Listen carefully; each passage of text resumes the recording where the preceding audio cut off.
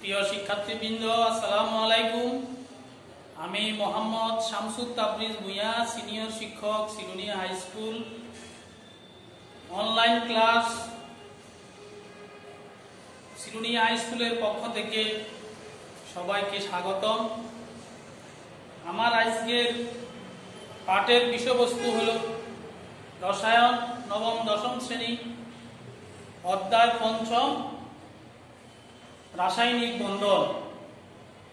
আমি আজকে আলোচনা করব যোজ্যতা ইলেকট্রন নিয়ে, তারপরে যোজনী নিয়ে, পরিশেষে যৌগমূলক নিয়ে। আশা করি তোমরা মনোযোগ সহকারে এই ক্লাসটা দেখবে। আর যারা এই মুহূর্তে আমার ক্লাসটা দেখতেছ, এই রসায়ন বইয়ের পঞ্চম অধ্যায় হলো পৃষ্ঠা নম্বর হলো 83, পৃষ্ঠা নম্বর 83 হলো। প্রিয় শিক্ষার্থী বন্ধুরা, আমাদের এই আগের অধ্যায়টা ছিল পর্যায় সারণী। পর্যায় সারণীতে আমরা ইলেকট্রন বিন্যাস সম্পর্কে তোমাদেরকে আলোচনা করা হয়েছে। আমরা জানি একটা মৌলের মধ্যে ইলেকট্রন, প্রোটন এবং নিউট্রন থাকে। তার মধ্যে ইলেকট্রন এবং প্রোটনের সংখ্যা সমান থাকে। ইলেকট্রনের চার্জ হলো নেগেটিভ এবং প্রোটনের চার্জ হলো পজিটিভ। ইলেকট্রনগুলো মৌলের সর্ববহিস্থ গোলকে তারা ঘূর্ণায়মান অবস্থায় থাকে। আজকে আমি বোর্ডের দিকে তাকাও তোমরা। আমরা নাইট্রোজেন, একটা মৌল নাইট্রোজেন, নাইট্রোজেনের মধ্যে ইলেকট্রন, নাইট্রোজেনের ইলেকট্রন হলো 7 এবং তোমরা জানো যে 2n² এর সূত্র দিয়ে আমরা বিভিন্ন সেলে ইলেকট্রনের, আমরা কোন সেলে কয়টা ইলেকট্রন থাকে আমরা 2n² এর সূত্র দিয়ে আমরা বের করি। যেমন মনে করো যদি প্রথম সেলে ইলেকট্রন আমরা বাইর করতে হয়, তাহলে আমরা n এর মান হয় 2 × 1 মানে 2 প্রথম সেল। দ্বিতীয় সেলে যদি আমরা ইলেকট্রন বের করতে হয় 2n², দ্বিতীয় সেলে n এর মান আমরা ধরি 2, তাহলে 2 × 2² হলো 8। তৃতীয় সেলে ইলেকট্রন যদি বাইর করতে হয় 2n² এর সূত্র দিয়ে 2 × 3² সমান হলো 18, ইত্যাদি ইত্যাদি। তাহলে ইলেকট্রন বিন্যাসের সময় আমরা দেখতে পাই যে প্রথম গোলকে আমার দুটো ইলেকট্রন থাকে, দ্বিতীয় গোলকে বা দ্বিতীয় শক্তি স্তর আমরা বলতে পারি। এগুলো তোমরা জানো কে, এল, এম, এভাবে সেল ভাগ করা হয়েছে। তাহলে কে সেলে থাকবো মনে করো 2টা, তারপরে এল সেলে 8টা, এর পরের সেলে 18টা ইলেকট্রন থাকতে পারে। তোমরা জানো নাইট্রোজেনের মধ্যে সর্বোচ্চ ইলেকট্রন হলো 7টা, অর্থাৎ নাইট্রোজেনের পারমাণবিক সংখ্যা 7। এই নাইট্রোজেনের পারমাণবিক সংখ্যা 7 আমরা প্রথম শক্তি স্তরে দিলাম 2টা ইলেকট্রন, পরবর্তী শক্তি স্তরে যেহেতু 7টা, পরবর্তী শক্তি স্তরে 1, 2, 3, 4, 5। এরপরে ক্লোরিন দেখো, প্রথম ক্লোরিনের ইলেকট্রন হলো 7, প্রথম শক্তি স্তরে 2n² এর সূত্রের মধ্যে প্রথম শক্তি স্তরে আছে 2টা ইলেকট্রন এবং পরবর্তী শক্তি স্তরে আমার আছে 5টা ইলেকট্রন। ক্লোরিনের ব্যাপারে ক্লোরিনের ইলেকট্রন সংখ্যা হলো 17। 17 এর মধ্যে প্রথম শক্তি স্তরে থাকবে 2টা ইলেকট্রন, দ্বিতীয় শক্তি স্তরে হলো 8টা ইলেকট্রন এবং তাহলে 2 আর 8 গেল কত? 10টা, আর থাকলো 7টা। তো 7টা ইলেকট্রন থাকবে 3 নম্বর শক্তি স্তরে। এই শক্তি স্তর হলো 1টা, 2টা, 3টা, 4টা, 5টা, 6টা, 7টা। তাহলে আমরা 3টা মৌলের ইলেকট্রন বিন্যাস তোমাদেরকে দেখানো হলো। এবার আমার আলোচনার বিষয় হলো যোজ্যতা ইলেকট্রন। যোজ্যতা ইলেকট্রন কাকে বলে? আমরা এভাবে বলতে পারি, সংজ্ঞাটা আমরা এভাবে দিতে পারি, কোন একটা মৌলে ইলেকট্রন বিন্যাসে তার সর্ববহিষ্ঠ শক্তি স্তরে যতটা ইলেকট্রন থাকে তাকে বলা হয় যোজ্যতা ইলেকট্রন। আমি আবারও বলছি, কোন একটা মৌলের সর্বশেষ শক্তি স্তরে যতটা ইলেকট্রন থাকে তাকে বলে ওই মৌলের যোজ্যতা ইলেকট্রন। সেই অনুসারে আমরা পাই নাইট্রোজেনের সর্ববহিষ্ঠ শক্তি স্তরে ইলেকট্রন হলো 5টা। তাহলে নাইট্রোজেনের যোজ্যতা ইলেকট্রন হলো 5। নাইট্রোজেনের যোজ্যতা ইলেকট্রন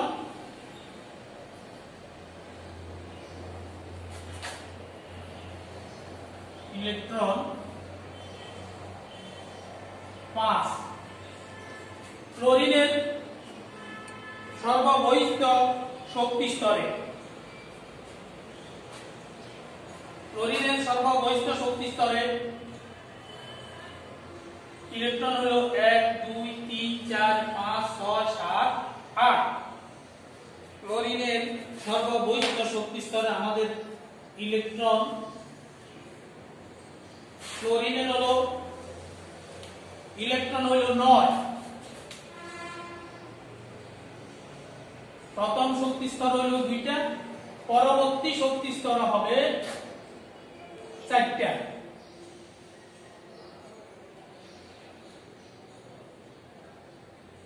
1 2 3 4। ক্লোরিনের ইলেকট্রন হলো 9টা, প্রথম শক্তি স্তর 2টা, পরবর্তী শক্তি স্তর হলো তোমার 7টা। 1 2 3 4, 1 2 3 4 5 6 7, 7টা। তাহলে আমরা পাই ক্লোরিন, ক্লোরিনের যোজ্যতা ইলেকট্রন হলো 7। তদ্রূপ ক্লোরিনের বেলাও ক্লোরিনের সর্ববহিষ্ঠ শক্তি স্তরে থাকে 7টা ইলেকট্রন। তাহলে ক্লোরিনের যোজ্যতা ইলেকট্রন হলো 7। এভাবে আমরা মৌলগুলোর যোজ্যতা ইলেকট্রন বের করতে পারি।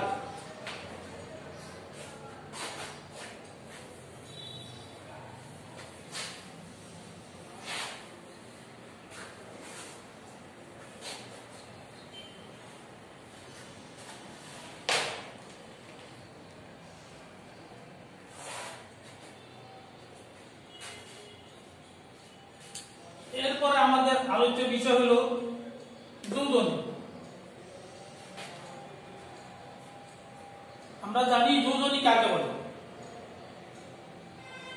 একাধিক মৌল পরস্পরের সাথে সংযুক্ত হওয়ার সামর্থ্য বা ক্ষমতাকে বলা হয় মৌলের যোজনী।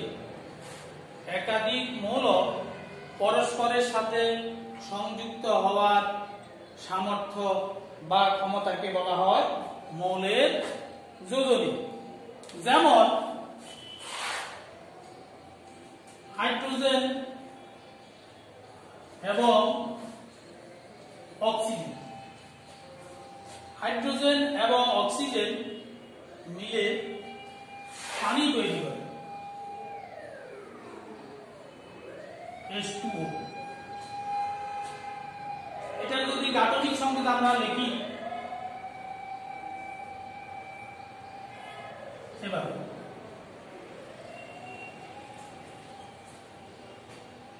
এখানে দেখা যায় হাইড্রোজেনের 2টি পরমাণু আর অক্সিজেনের একটি পরমাণু মিলে পানি তৈরি করে। হাইড্রোজেনের 2টি পরমাণু আর অক্সিজেনের একটি পরমাণু মিলে পানি তৈরি করে। তাহলে এখানে আমরা দেখতে পারি যে এখানে যখন তারা অণু গঠন করে পানি তৈরি করে, এই ক্ষেত্রে আমরা দেখতে পাই যে হাইড্রোজেনের যোজনী 1 এবং পানির যোজনী হইল, অক্সিজেনের যোজনী হইল 2। যেমন সোডিয়াম ক্লোরাইড, সোডিয়াম ক্লোরাইড, সোডিয়ামের একটি পরমাণু এবং ক্লোরিনের একটি পরমাণু মিলে সোডিয়াম ক্লোরাইড, এটা একটা লবণ তৈরি করে। এক্ষেত্রে সোডিয়ামের যোজনী 1 এবং ক্লোরিনের যোজনীও 1। সোডিয়ামের একটি পরমাণু ক্লোরিনের একটি পরমাণু মিলে সোডিয়াম ক্লোরাইড উৎপন্ন করেছে। সেই কারণে এখানে সোডিয়ামের যোজনীও 1, ক্লোরিনের যোজনীও 1।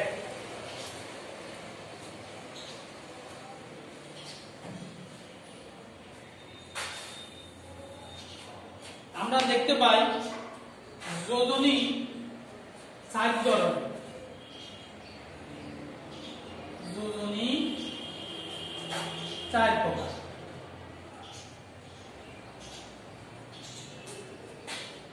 এক নম্বরে সর্বোচ্চ যোজনী, সর্বোচ্চ যোজনী,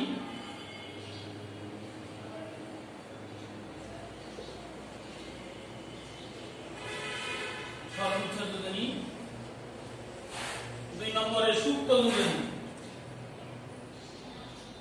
সুপ্ত যোজনী, সক্রিয় যোজনী, সক্রিয় যোজনী। এরপর আছে পরিবর্তনশীল যোজনী, পরিবর্তনশীল যোজনী।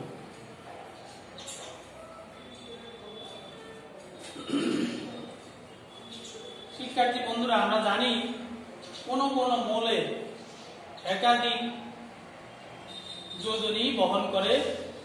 যেমন আমরা যদি সালফারকে নিয়ে আলোচনা করি, সালফারের যোজনী হলো 2, 4, 6।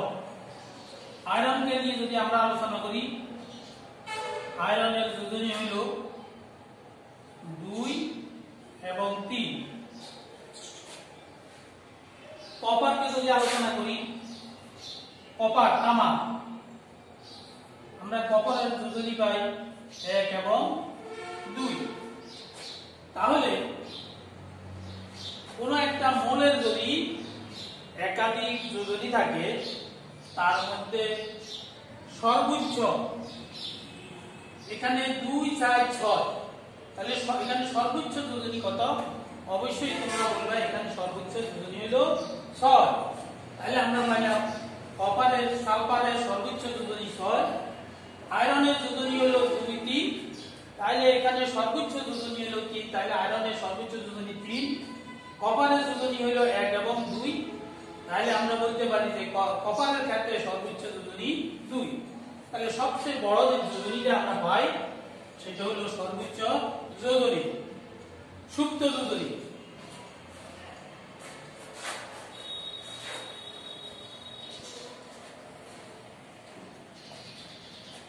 সুপ্ত যোজনীর আগে আমরা সক্রিয় যোজনী নিয়ে আলোচনা করি। কোন একটা মৌলের মধ্যে, যেমন সোডিয়াম ক্লোরাইড,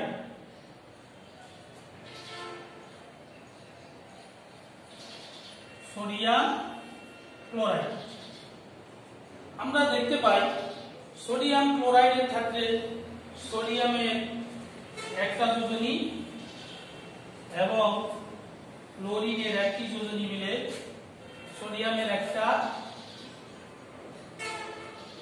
মৌল আর ক্লোরিন একটা। তাহলে এখানে সোডিয়ামের যোজনী 1 এবং ক্লোরিনের যোজনী 1।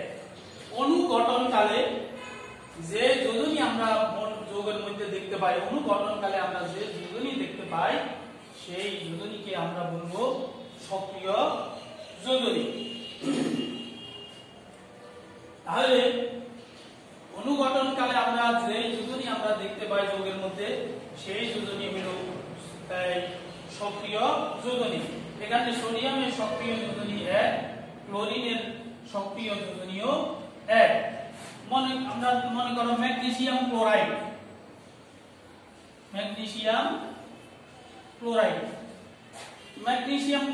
ম্যাগনেসিয়ামের যোজনী 2 এবং ক্লোরিনের যোজনী 1। আমরা জানি যে যখন অণু গঠন করে একটা মৌলের যোজনী আরেকটা মৌলে যায়, যেমন ক্লোরিনের যোজনী এখানে আসে আর ম্যাগনেসিয়ামের যোজনী ক্লোরিনে যায়, তাহলে এখানে হয় ম্যাগনেসিয়াম ক্লোরাইড। তাহলে আমরা দেখতে পাই এই ম্যাগনেসিয়াম ক্লোরাইডের মধ্যে এখানে ম্যাগনেসিয়ামের সক্রিয় যোজনী হইল 2 আর ক্লোরিনের সক্রিয় যোজনী হইল 1 সাধারণত দেওয়া লাগে না, তাহলে তোমরা সুপ্ত যোজনী বুঝতে পারবে, সক্রিয় যোজনী সম্পর্কে তোমাদের ধারণা পাইলে। তাহলে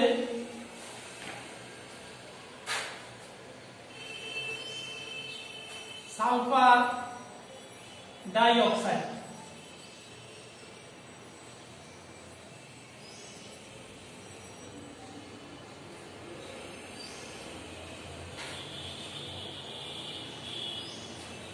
এই সালফার ডাইঅক্সাইডে সালফারের যোজনী লিখি। সালফার ডাইঅক্সাইড মূলত এইভাবে হয়,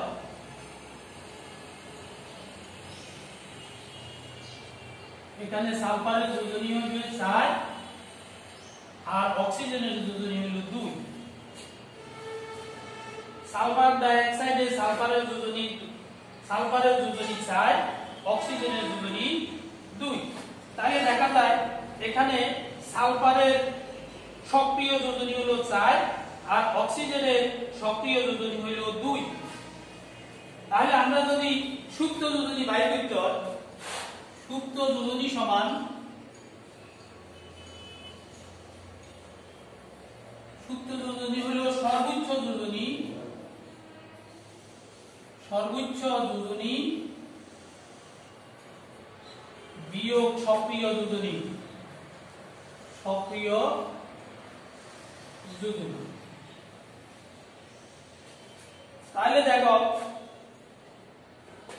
সালফার ডাইঅক্সাইডের ক্ষেত্রে এটা আমরা এখানে যদি কেটে দিই, 2 দিয়ে ভাগ করি, শেষ পর্যন্ত এই যোজনীটা দাঁড়ায় SO2 অর্থাৎ সালফার ডাইঅক্সাইড। সালফার ডাইঅক্সাইডের সালফারের সুপ্ত যোজনী, সালফার ডাইঅক্সাইডে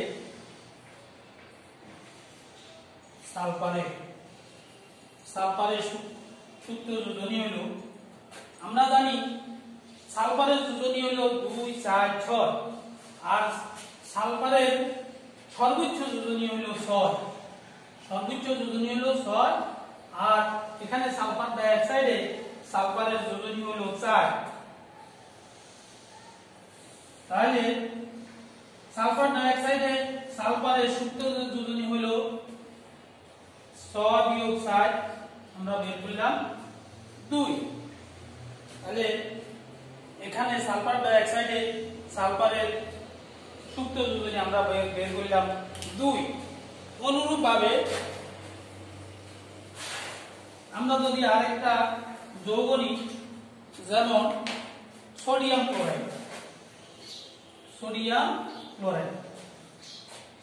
ক্লোরাইডে সোডিয়ামের যোজনী 1, ক্লোরিনের যোজনীও 1। তাহলে আবার আমরা জানি সোডিয়ামের সর্বোচ্চ যোজনী হলো 1, আর এখানে সোডিয়ামের সক্রিয় যোজনীও 1। তাহলে আমরা পাই সোডিয়ামের সুপ্ত যোজনী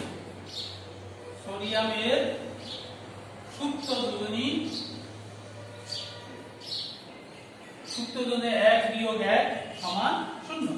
এইভাবে তোমরা ইচ্ছা করলে বিভিন্ন মৌলের তোমরা সুপ্ত যোজনী বের করতে পারবা। বাড়িতে তোমরা এগুলো আরো ভালোভাবে তোমরা প্র্যাকটিস করবা, যে কোনো যৌগ থেকে সুপ্ত যোজনী তোমরা বের করতে পারবে।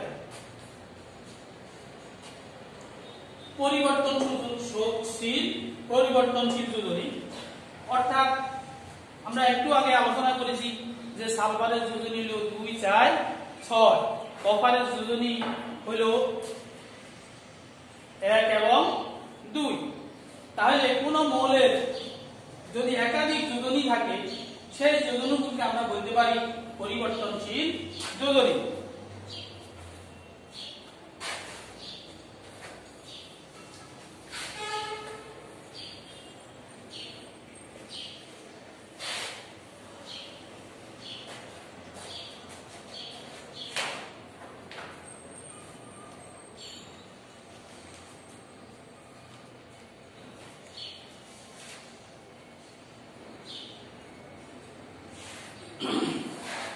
আমরা এবারে আমাদের আরেকটি বিষয় হলো যৌগমূলক, ইংরেজিতে বলা হয় radical.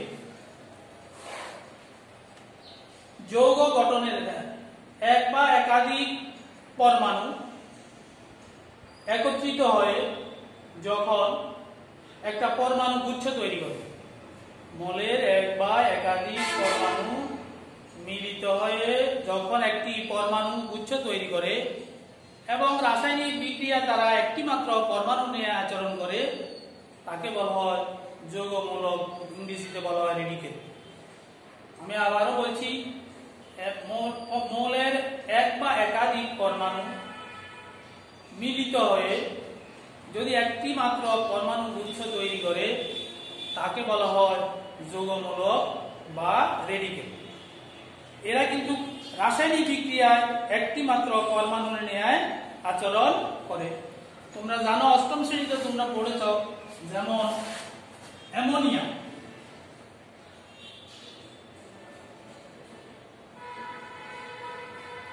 NH4, ammonium, phosphonium,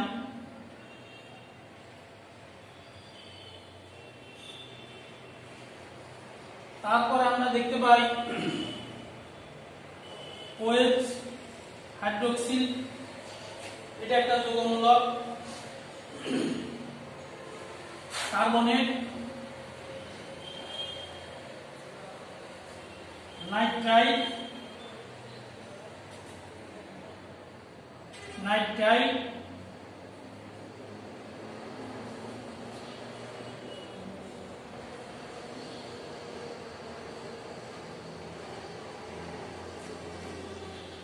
nitrate,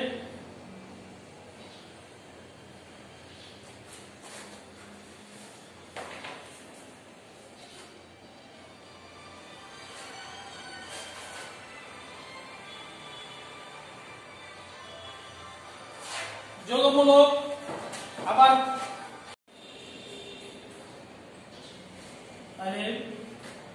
bicarbonate,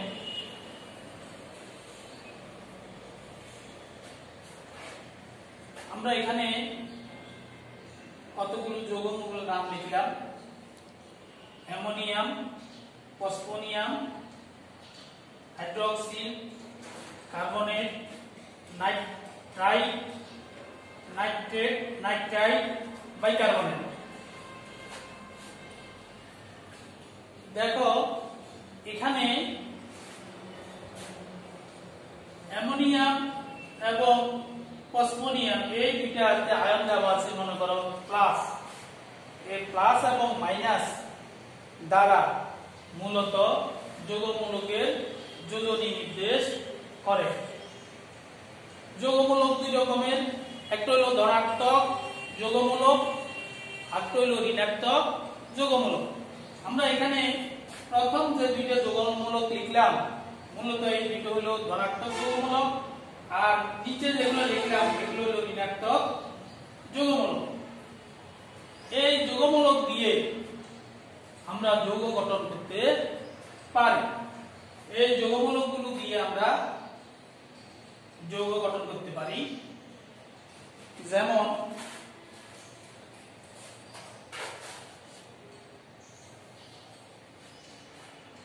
অ্যামোনিয়ার সাথে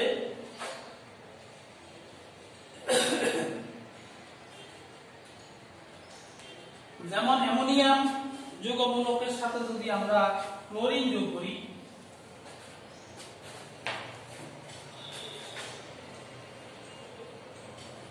অ্যামোনিয়ামের সাথে যদি আমরা ক্লোরিন যুক্ত করি তাহলে আমরা পাই অ্যামোনিয়াম ক্লোরাইড। অ্যামোনিয়াম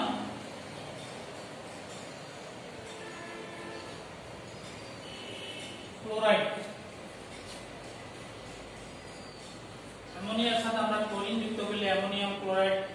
হাইড্রোক্সিলের সাথে আমরা যদি সোডিয়াম যুক্ত করি তাহলে আমরা পাই সোডিয়াম হাইড্রোক্সাইড।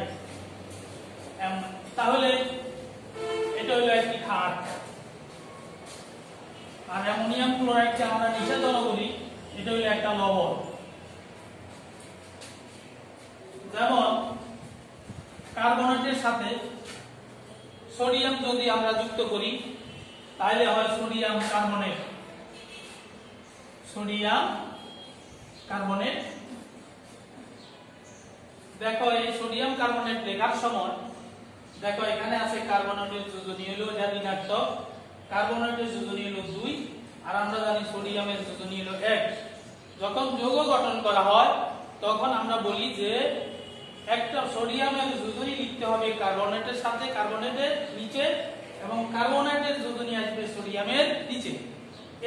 এই জিনিসটা কিন্তু আমরা যে লিখছি এই জিনিসটা কিন্তু সঠিক হয় না। সঠিকভাবে লিখতে হলে লিখতে হবে সোডিয়াম কার্বনেট Na2CO3 Na2CO। সোডিয়ামের যোজনী 1 লেখার দরকার নাই। যেমন আমরা যদি নাইট্রিক অ্যাসিড লিখি HNO3, এটা হলো নাইট্রিক অ্যাসিড HNO3। তাহলে এই নাইট্রিক অ্যাসিড লিখতে হলে আমাদের নাইট্রেট যৌগমূলকের দরকার। এরপর আরেকটা যৌগমূলক আছে তোমাদের আমি লিখি না, সালফেট। সালফেট যৌগমূলকের সাথে যদি আমরা হাইড্রোজেন যদি আমরা মিলাই তাহলে হাইড্রোজেন সালফিউরিক অ্যাসিড তৈরি হয় SO4। দেখো সালফেট একটা যৌগমূলক, সালফেট যৌগমূলকের যোজনী হলো 2, সেই কারণে সালফিউরিক অ্যাসিডের সংকেত হবে H2SO4। এভাবে তোমরা যৌগমূলকগুলো দিয়ে বাড়িতে অনেক যৌগ তোমরা তৈরি করতে পারবা। তোমরা বাড়িতে বসে প্র্যাকটিস করবা। তোমরা অন্তত পক্ষে 50টি, কমপক্ষে 50টি যৌগের নাম, যৌগমূলক দিয়ে 50টি যৌগের নাম তোমরা লিখি বাড়িতে প্র্যাকটিস করবা, বাড়িতে দেখবা। আশা করি তোমরা আমার ক্লাসটা অনুধাবন করতে পেরেছ। সবাইকে স্বাগতম। আজকের ক্লাস আমার এখানে সমাপ্তি। আসসালামু আলাইকুম।